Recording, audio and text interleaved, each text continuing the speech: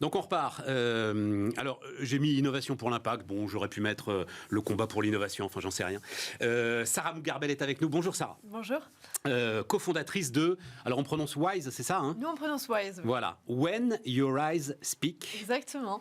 Hein, W-Y-E-S. Tu vois, on va les montrer tout de suite. Tu vas les montrer tout de suite tes lunettes. Alors c'est vrai qu'elles ont un peu changé de tête au fur et à mesure des années. Ça c'est la dernière version de nos lunettes connectées après 8 ans d'innovation. Donc on est plutôt fiers. Alors, j'ai noté la phrase d'ailleurs, hein, contrôler les objets connectés grâce au mouvement des yeux. Exactement. Ton sujet, alors, t'étais sans doute pas né, mais ceux qui ont mon âge se souviendront de ce choc qu'on avait tous ressenti à la lecture d'un bouquin qui s'appelait Le scaphandre et le papillon. Exactement. Jean-Dominique Bauby, on découvrait le locked-in syndrome, et donc il ne pouvait bouger que la paupière, et il a écrit un bouquin en bougeant la paupière. Oui. Alors toi, c'est la grand-mère d'un de tes amis, hein, c'est ça qui a été victime de Creutzfeldt-Jakob et qui t'a donné le truc. Et donc, vas-y, raconte-nous ce que permettent de faire ces lunettes quand justement on est totalement bloqué, quand seuls les yeux peuvent exprimer quelque chose. Alors, si je devais le résumer en une phrase, c'est peut-être on a automatisé le scaphandre et le papillon. Voilà, c'est ça. Ouais. En réalité. Et puis, tant qu'à faire, on s'est dit on va pousser le truc un petit peu plus loin. Donc, grâce à nos lunettes, on est capable de piloter un smartphone, une tablette ou un ordinateur avec les yeux.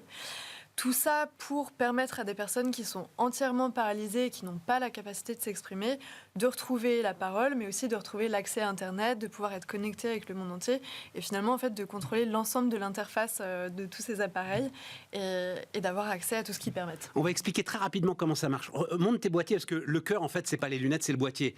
Tiens, on sort d'une discussion sur Elon Musk. Le cœur c'est pas l'automobile, c'est bien l'ensemble de l'électronique embarquée et toi c'est la même chose. En fait c'est un double boîtier. Donc dans le premier petit boîtier, je l'explique vite, hein, Sarah.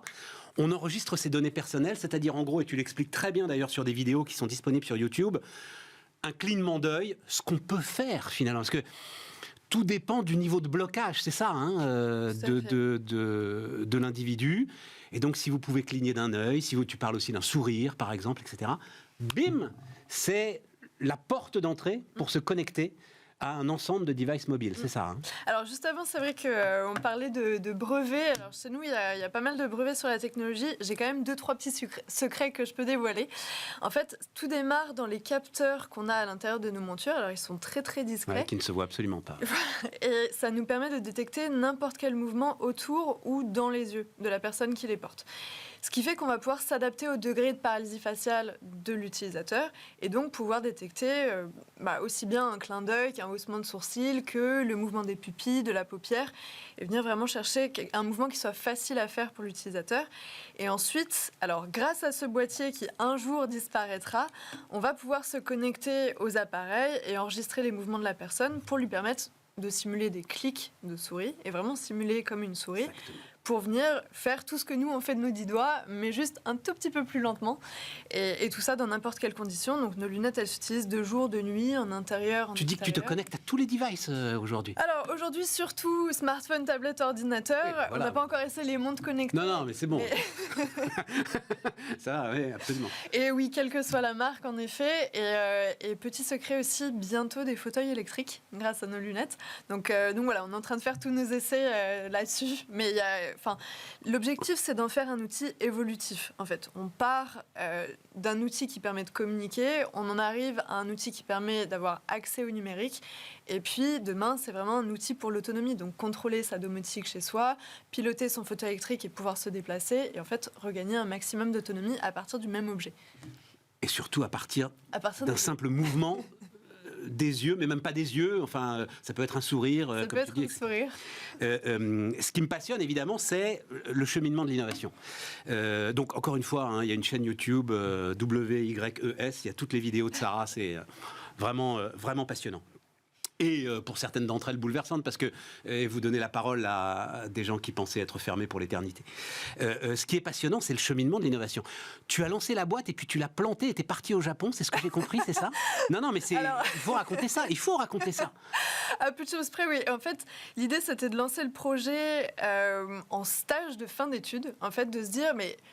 on a une idée, on a un projet qui marche, on a des gens qui attendent les lunettes. Aujourd'hui, enfin à l'époque, elles étaient au stade de prototype. Et en fait, on s'est dit, tant qu'à faire ce stage de fin d'études, autant le faire dans notre propre boîte et de se donner les moyens de développer ce projet. Et donc, pendant cette période, on a eu la chance de pouvoir se présenter au concours Lépine et on a eu la médaille d'or. Donc, on était ravis. Et puis, ça a été le premier moment où on a rencontré le grand public, où on a eu des personnes qui nous ont dit, mais attendez, vos lunettes, elles répondent à beaucoup plus de pathologies que ce que vous ambitionniez au départ. Et puis, en effet, c'est difficile de lancer une entreprise. Je pense qu'à l'époque, on était convaincus que lancer la boîte, c'était le plus difficile. En réalité, on était surtout des ingénieurs. Et la partie business était moins naturelle pour nous. Pour nous, on se concentrait sur le développement du produit et la recherche et le développement. Et puis, il a fallu avoir en fait cette maturité de se dire ouais, mais si on gagne pas d'argent, on développe pas de solution. Si on développe pas de solution, on n'aide personne finalement. Et en fait, le départ au Japon était prévu avant de lancer la start-up. J'avais déjà signé pour partir au Japon. Je savais que j'y allais. Je m'étais dit allez, 5 mois. On peut lancer la boîte. Et évidemment, c'était très ambitieux et je regrette à aucun moment cette décision. Mais c'est vrai que le Japon, ça a été un moment où j'ai pu apprendre à reconstruire pas mal de choses, à réfléchir différemment et à revenir avec un petit peu plus d'humilité. Et à faire rentrer l'innovation dans un business plan, parce que c'est ça le sujet. Exactement. Et c'est ça que les Japonais ont remarquablement su faire et savent peut-être toujours aujourd'hui enseigner, j'en sais rien, mais c'est ça en partie que tu as acheté, que tu as appris, que tu as appris. Oui, tout à fait. Alors, au Japon, j'ai eu la chance de faire un stage en intelligence artificielle appliquée à la détection d'émotions, donc aussi avec des caméras au niveau des yeux. Donc, ça permettait de pousser un peu plus loin la technologie, mais aussi, en fait, au Japon, il y a cette manière d'écouter ses mentors, cette manière de se positionner dans une équipe, là où en France on est plus dans une société individualiste. Alors c'est collectiviste ou individualiste, il y a du positif non, mais je partout. comprends ce que tu dis. Mais cette idée on s'inscrit dans un groupe et on écoute surtout ses mentors. Et donc je pense que j'ai appris à faire là-bas. On en disait d'un mot dans l'interview précédente. L'innovation ne vient jamais de nulle part. Elle est toujours la fille de très très nombreuses mères et c'est un chemin itératif qui continue. Qu'est-ce que tu as pris sur étagère, si j'ose dire comme ça, dans l'ensemble de tes devices? Qu'est-ce que tu as réellement inventé? Enfin, je ne sais pas s'il fallait faire un pourcentage. C'est une très bonne question, c'est vrai qu'on ne la pose jamais. En fait, ce qu'on a réinventé, c'est la manière de détecter les mouvements. Jusqu'à présent, il y a des choses qui existent avec des caméras, par exemple, pour détecter le mouvement de la pupille. C'est très précis et c'est même très rapide. Par contre, ça ne s'adapte pas aux particularités en fait, de paralysie qu'il peut y avoir au niveau du visage. De se dire que la personne n'est plus capable de fermer les paupières de manière autonome, elle va avoir besoin d'assistance pour ça. De se dire que, par exemple, la personne peut avoir une diplopie, un strabisme ou plein de choses à ce niveau-là, ou encore plus, la maladie peut évoluer et la personne peut devenir de plus en plus fatigable ou de plus en plus paralysée. Et nous, en fait, on vient s'adapter à toutes ces subtilités, en fait, à chacune de ces particularités. Non, mais c'est passionnant. Donc, tu récupères finalement des technos qui, certaines d'ailleurs, ont été développées pour le marketing, et notamment essayer de suivre vos yeux sur un écran d'ordinateur, etc. Ouais. Enfin, voilà. Tu récupères ça, tu l'affines et tu intègres tout ça dans un nouveau procédé. Sur l'électronique, alors d'abord, j'ai remarqué sur les lunettes, c'est un point important quand même. Je crois qu'il y a moins de 3 grammes d'électronique embarquée, c'est ce que tu dis. En fait, ce qui est fondamental. C'est ça. Oui, mais ça, l'électronique, il vient forcément d'Asie. Enfin, Alors, les composants forcément, puisque en fait, ces capteurs qu'on utilise et le circuit ne sont produits dans le monde qu'en Chine. Voilà, c'est ça. Il n'y a pas d'autre endroit où on pourrait faire le sourcing. Par contre, on est ravis de tout produire en France, de tout assembler nous-mêmes. En France et en Belgique. Mais oui, bien sûr, en fait, quand on parle d'impact, c'est à tous les niveaux. On essaye de réfléchir à limiter notre impact, y compris dans notre production, sans pour autant en faire un outil qui deviendra onéreux pour les patients. Oui, mais ça te permet de la contrôler aussi, ta production. Bien sûr. Quand on est à ce point innovateur, faut pas laisser filer ça partout. Non, mais ça, tu le sais. Enfin, tu le sais évidemment mieux que moi.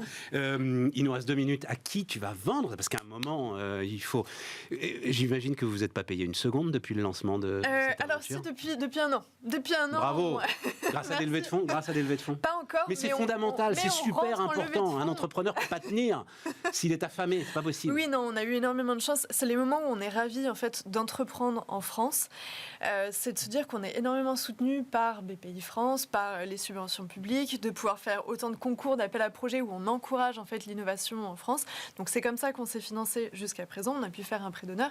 Et là, on arrive enfin à la période de levée de fonds, puisqu'on est sur un projet où on a autant de R&D. En fait, il y a beaucoup de choses qu'on tenait à faire en autonomie, en contrôle en fait de notre capital, de pouvoir prendre les décisions telles qu'on les voulait, de mettre les priorités sur ce qu'on voulait.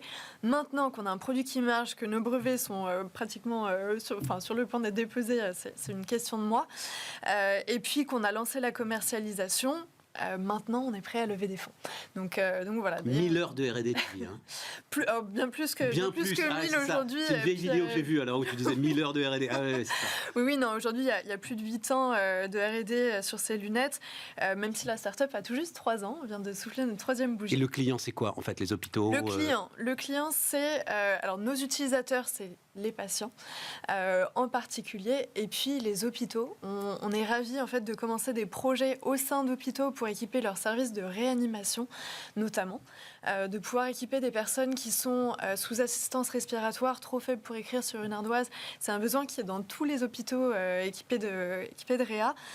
Donc, en fait, de pouvoir faire un projet sur mesure où on allume les lunettes, elles viennent se calibrer sur le visage du patient et ils peuvent communiquer et exprimer leurs besoins. Ça fait gagner un temps fou aux professionnels de santé et ça soulage les patients beaucoup plus rapidement. Donc, on est ravis de commencer à travailler là-dessus. Je suis ravi de t'avoir reçu. Allez voir donc Wise, W-Y-E-S, et nous, on se retrouve la semaine prochaine.